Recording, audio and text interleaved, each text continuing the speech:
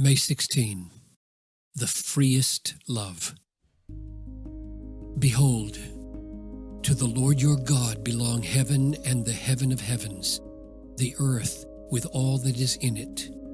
Yet the Lord set his heart in love on your fathers and chose their offspring after them, you above all peoples, as you are this day. Deuteronomy 10, 14 and 15. God's electing love, the love by which he chooses a people for himself, is absolutely free. It is the gracious overflow of his boundless happiness, guided by his infinite wisdom. Deuteronomy 10, 14 and 15 describes the delight God had in choosing Israel from all the peoples of the earth. Notice two things. First, notice the contrast between verses 14 and 15. Why does Moses describe the election of Israel against the backdrop of God's ownership of the whole universe? Why does he say in verse 14, to God belongs everything in heaven and on earth, and then say in verse 15, yet he chose you for his people?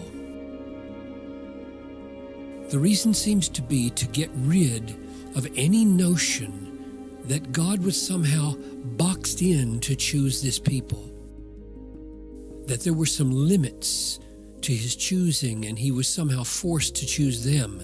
The point is to explode the pagan idea a God may have the right and authority to have his own people, but no more. The truth is that Yahweh is the only true God. He owns everything in the universe and has the right and the authority to take any people he wants for his own possession. Thus, the unspeakably wonderful truth for Israel is that he chose them.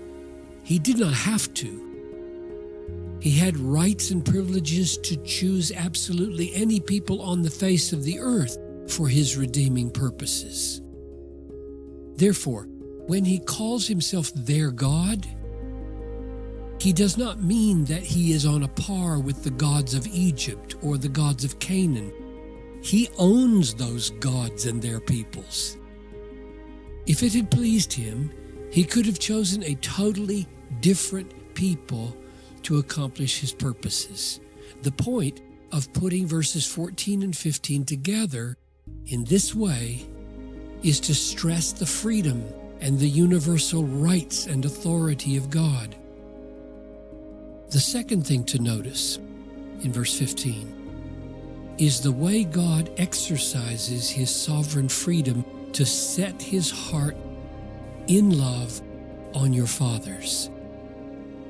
He delighted in your fathers to love them. He freely chose to take pleasure in loving the fathers.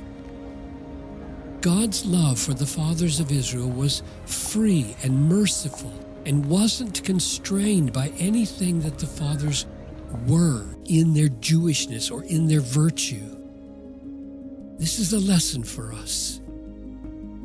For us who are believers in Christ, God has chosen us just as freely, not because of anything in us, but because God simply delighted to do it.